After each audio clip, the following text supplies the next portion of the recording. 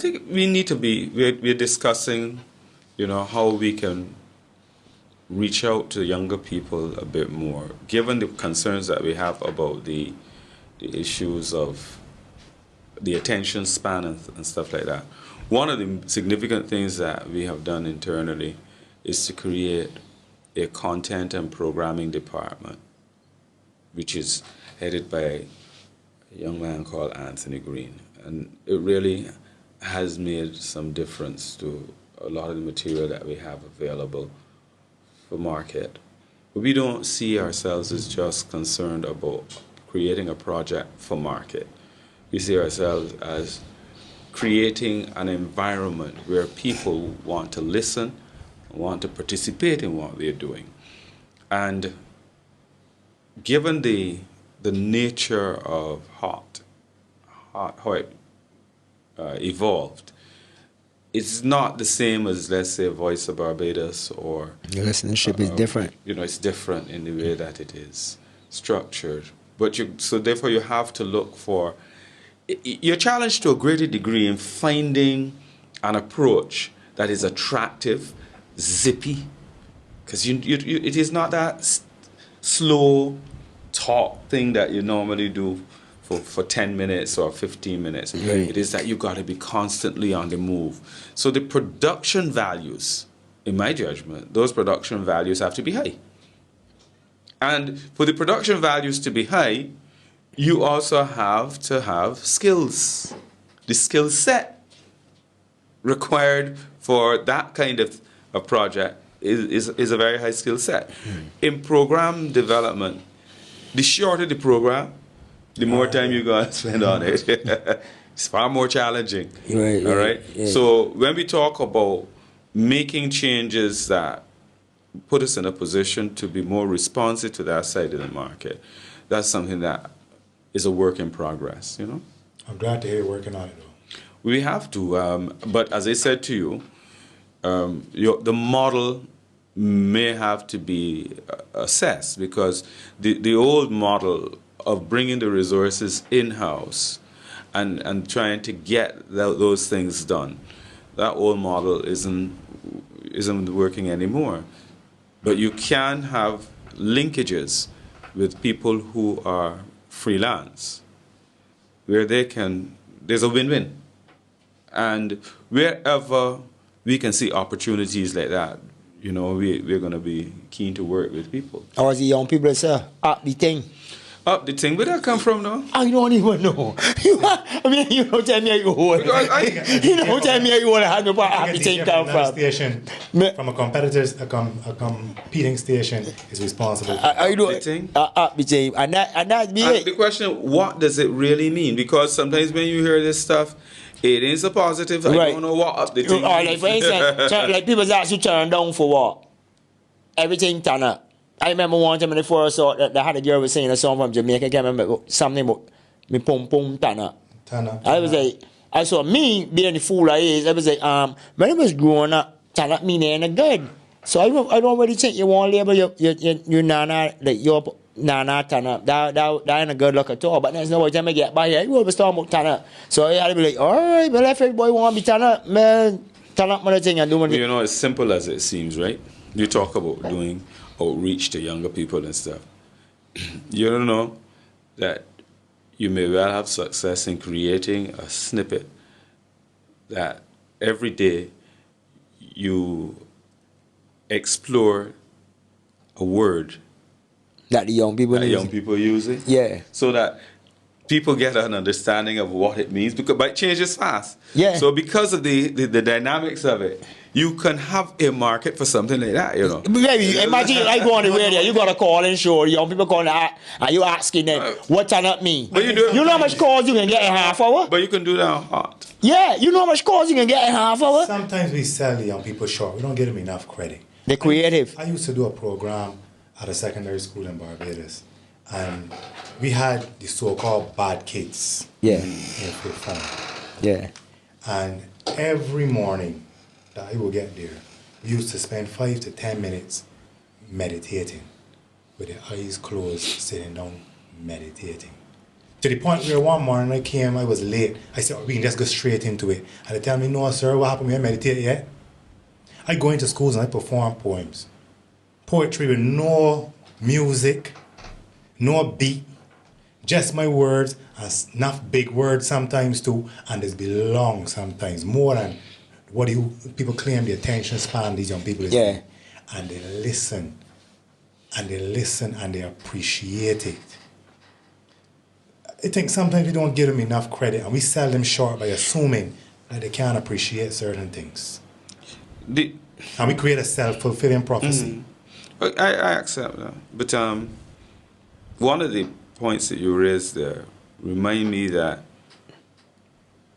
an aspect of our societal failure is that a lot of people no longer look at spirituality in the traditional way.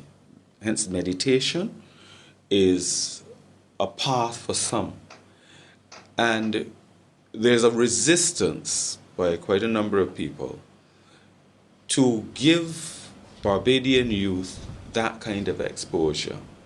They would prefer to fight along the traditional line, hoping that people will switch to Christianity or go to church regularly when they're no longer interested in that. It is not as appealing as it ought to be for them. So the alternative of meditation is very important in the group that you talked about. You're giving them an opportunity to be able to understand self, and most of all, to cope with the world around them in a way that they didn't know how to do that before. Often, even I did it in your neighborhood too. Very well received. Oftentimes, children, this is the only chance in the day they get for some quiet. Yeah. For some reflection. Correct. And they're not spiritual about it. It's not religious at all. Right. It's just a chance to be quiet and to be with yourself and to hear what's going on inside of you. Yeah, and it can begin there, and they can take it from there into yoga or whatever they want to take it into. But it is recognizing that this society has changed, and we can no longer put everybody in the same box. So, I mean, what would happen if you sought to introduce more of that, let's say, into prison? Where what we are doing is that we are sending people to jail, sending them to a university to be trained in crime, because at the end of it all, a lot of them do not have what it takes to be able to live out there. They don't know how to cope. And what we have to be looking at is the coping skills. Some people can cope by praying, but other people do something else to get there. So that's one of the shifts that I believe we need to make. Stop beating our heads against the wall in believing that it has to be done only one way. It will make a difference. And I know that some time ago, somebody wanted to introduce a concept. I think this guy was associated with Sai Baba, or one of those, or Baha'is, or one of those groups, one of those religious groups. And there was fierce resistance to the idea of introducing anything to the school system other than the accepted Christian approach. While at the same time, we have so much of a difficulty getting young people to go to church. And that's the thing. That's like, for instance, like some of the people that go to the schools and speak to children and stuff like that, sometimes it's work in some cases, and other times you really need that, like, I just call it the nail job mentality to really get into some of them heads, because some of them just don't want, like, this. I remember going to school and sometimes we got like a day where somebody coming to speak to us. I mean, the back playing, we didn't even care, we cannot tell you nothing. When they ask us at the end of the day, like, what that person was speaking about, I know he came from the ministry of education, but I don't know nothing about what he was talking about. I don't even care what he was talking about. Because you need to be specially trained in many instances to attract some of those young people. You can't just, and you got to deal with audio visual aids and stuff like that as a means of trying to capture them. So, to say that you're just going to go into school and you can do a presentation, that's not enough. It's not going to capture their attention. It's not going to hold them. It depends. Man. It depends upon who they depends on are. the person. The person got to be, you know what I mean? Some of them will be caught by it, but there are some that, you know, that's not for them. That's not there. You have to do more than that to hold them. And I think in schools, like they when you look at children that can be attentive to certain things, like a lot of them is be kind of like you see with the attention span, it be real short. Like you ain't talking and they really want to hear like. I ain't got no time with this, and you know what I mean. It just switch off, and they don't even pay you no attention. But tell me something. So why was it important to bring me here? It was important to bring you here so people can hear your voice and a different look at you rather than just hearing. You really believe that what I told you this evening is different from what I say right there? And the way that, like, they shed a different light on different things. They're hearing you being interviewed rather than you just being a moderator. Okay. You think? They ain't just hearing the moderator say to you today. That's a very good question. No, I don't think what I've heard from you today, as I think I said that earlier in the interview, what I've heard from you today is what I've pretty much heard from you before. What I would really like to get into as we wrap up are these two things. Your views, given the beast that is politics, given the direction that the culture is going in, your views on what needs to be done, what you really think can be done. If you were to think positively now, because you talk about being positive and the good now, assume we can turn things around or move them in a different direction. In your opinion, how do we do that? And the responsibility of the media. I really want to hear you talk about the media in Barbados up in the thing, because in Barbados, radio is very, very powerful. And I would hate to have you leave here without talking about the media, the radio in particular, up in the thing and making sure that it leads.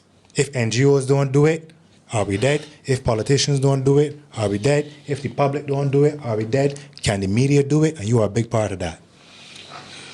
I've been a big part of it for many years, and I don't think that we can retreat from the responsibility of, one, identifying what are seen as the weaknesses and creating an environment where the public of Barbados is given an opportunity to help reshape what you see as the negatives. Calling programs are but one part of it. I suggested to you that we need to do a little bit more than that. We have to use different formats. We have different stations, and if you look at the material that you are getting on, for instance, Voice of Barbados, and what we are providing for you on Life,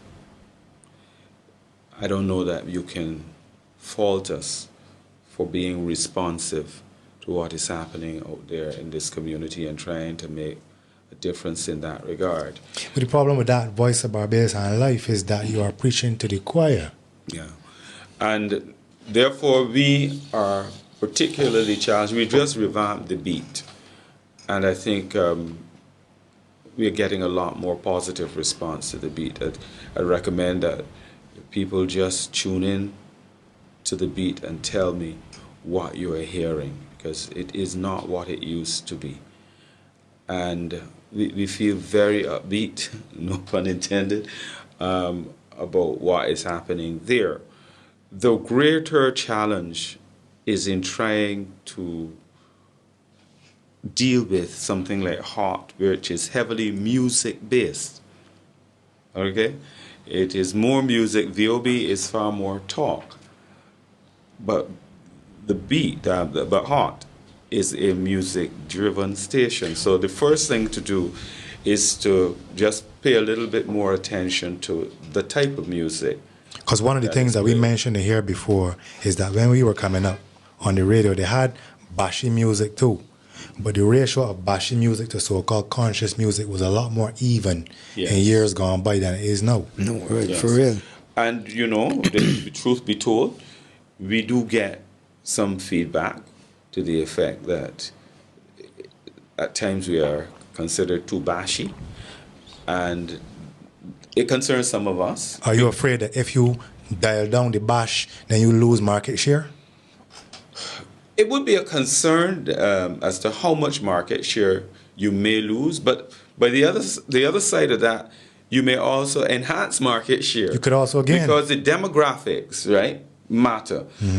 If you are considered to be too bashy, there are some people who may shy away from you. And if you modify that to bring something that is a little bit more mainstream, more enlightening. When they talk about bashy, they're largely talking about the reggae component. Yeah, The it's true. dancehall component. I know Barbados with the Reggae festival and all of that. Bashment Yeah. Your favorite music. Mamba. Wait, it's called that? What is called that, all right? And then they got this thing called Mambo Rap that I speak the agent dialect. They got something called Mambo Rap. Yeah. That a lot of these songs they play on hot. Like for instance, where's the one Panda? Panda. Let's go over Panda. That's the song to me. That's it. I don't hear nothing more, Mr. Ellis. All I hear is a panda. A panda. But is it possible that a younger person will understand what else is being said? I'm not about to tell you that. Today I was at work and I hear a youngster on the job. The man was playing the song, was singing, and I was like, We tell you already you getting old. I get old. This is I right, have bro. no clue if he was singing the correct lyrics. Or I don't even know, but as it, I can't say that it was the right lyrics he was singing, but you know sometimes they on YouTube, that's the thing about these songs now, that let the young people learn them. They don't just put the song up there anymore. They put the lyrics the there. lyrics now that you Yes. can actually go on and learn the lyrics of the song. Yeah. Any moves afoot to expand Starcom into other forms of media, more visual? Yeah, we're working closely with the nation in that regard. Yeah. Very closely. And we recognize that it is something that we need to pay more attention to that. But again, as I said, there is a need for synergy. There's a need for synergy. Moving real slow, though. No, the synergy, part of it is for you to appreciate that we are receptive to ideas like yours and to sit with us and see how we can work together. That's part of it. Because you guys, people like you all invest in things like this, and you need to be able to do more with it. You need to be able to take it to another level. And we are powerful enough to help you take it there. You know, you may get there eventually by trying to do it all on your own. But what can we do together that can have a win-win effect? So there may be some scope for some synergies. There between is scope in the future. There is scope. Then you got your boiler room on hot FM. That'd be trouble. That's a power move. That's a power move right there. But you know, the truth, I will say this. I mean, critical to everything is sponsorship. And if you are able to secure sponsorship, and it's easy for us to talk about where it can go. I mean, based upon the sponsorship, because we don't forget we have inventory that we gotta pay for. So that's not open to just one group. That's open to anybody in Barbados who wants that opportunity to explore going to the next level with the material that they have. And we need to encourage young talent and younger talent. And it's not just in your age group. You are now more Seasoned. mature and seasoned people. But the critical issue is to reach even people who are 15, 18, that age group there.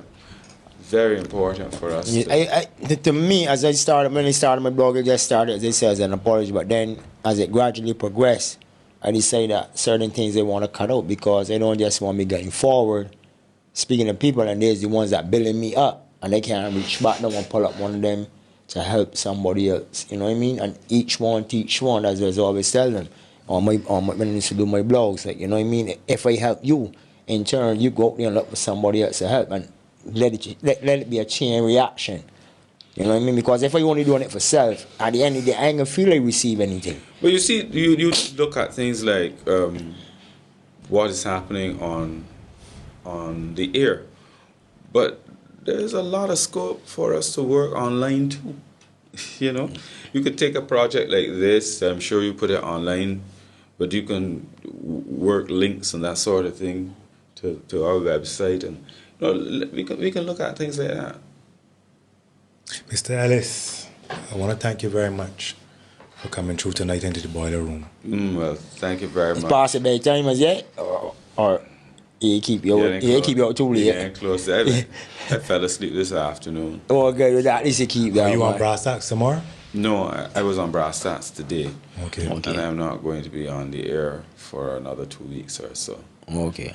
But again, thank you very much, sir. It was an honor. well, thank you for inviting me. You know, as I said, I don't usually do many interviews. But so you want to know the boiler room is where it is. Persistent enough Yeah. for me to say, well, you know, for this, I'll come and do it because I think it's important for us to establish the linkages that Out there. can be, you know, can be put in place, and that we need to work with other people in the community who It's true. are positive and trying to get something significant done in terms of public information, bringing issues to the fore, highlighting our people, especially people who are doing good work, positive things. I know, for instance, Adrian has been involved in the spoken word. Right, yeah. And my son has been a spoken word person. Well, I've been spoken word too, but my words that get spoke, it's kind of sharp. They put a spoke in your word? Yeah, my word is kind of sharp. But Mr. Ellis, again, it's been an honor. Trust me. This is one of them interviews I will always remember. Thank you very much, sir. All the best. I look forward to listening to you on Brasstacks again, man. It's really sitting down and enjoy when you're on there. All right, yo, people, this has been the Boiler Room. Mr. David Ellis, Mr. Green, on behalf of myself, thank you. See you again next week. Out and bad. Done talk.